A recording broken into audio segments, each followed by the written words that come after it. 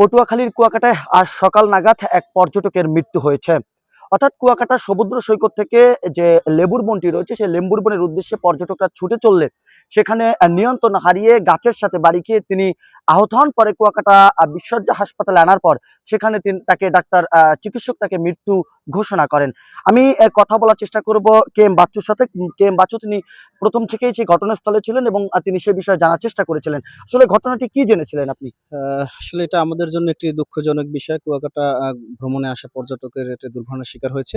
আমার কাছে যখন ফার্স্ট কল আসে যে মেরিন ড্রাইভ রোড একটি অ্যাক্সিডেন্ট করে একটি বাইক রাস্তায় পড়ে আছে এবং ঘটনাস্থলেই ২-৩ জন আহত।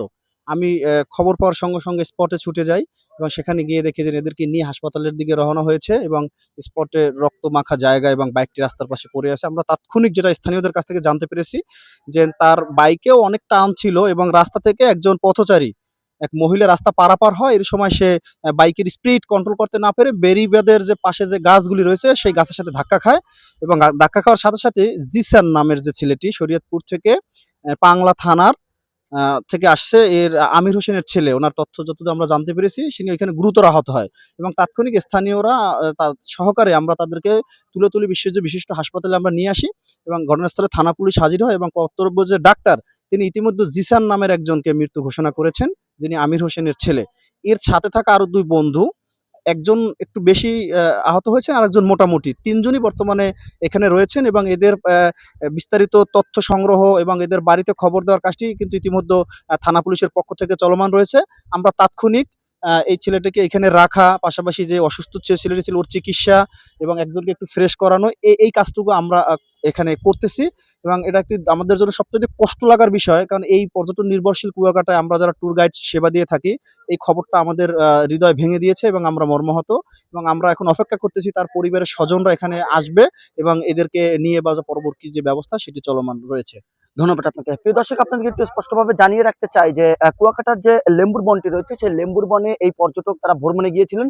তো হঠাৎ করে পথচারীকে রক্ষা করার ক্ষেত্রে তিনি নিয়ন্ত্রণ হারিয়ে কুয়াকাটার যে মেরিন টাইপের যে ঢালটি রয়েছে সেই ঢালে তিনি পড়ে যান এবং গাছের সাথে তিনি একেবারে ধাক্কা খেয়ে প্রথমে তিনি আহত হন। পরবর্তীতে কুয়াকাটার যে বিশ্বজ্জা যে হাসপাতালটি রয়েছে সেখানে আসার পর চিকিৎসক তাকে মৃত্যু ঘোষণা করে। আমি আলামিন অনিকের সাথে কথা বলার চেষ্টা করবো। আলামিন, আপনি সকাল থেকে হাসপাতালে এসেছেন এবং বিষয়টি দেখেছেন এবং ডাক্তার সর্বশেষ কি বলেছে এবং তার স্বজনদের সাথে আপনারা কোনোভাবে কথা বলছেন কিনা বা কোনো তথ্য পেয়েছেন কিনা?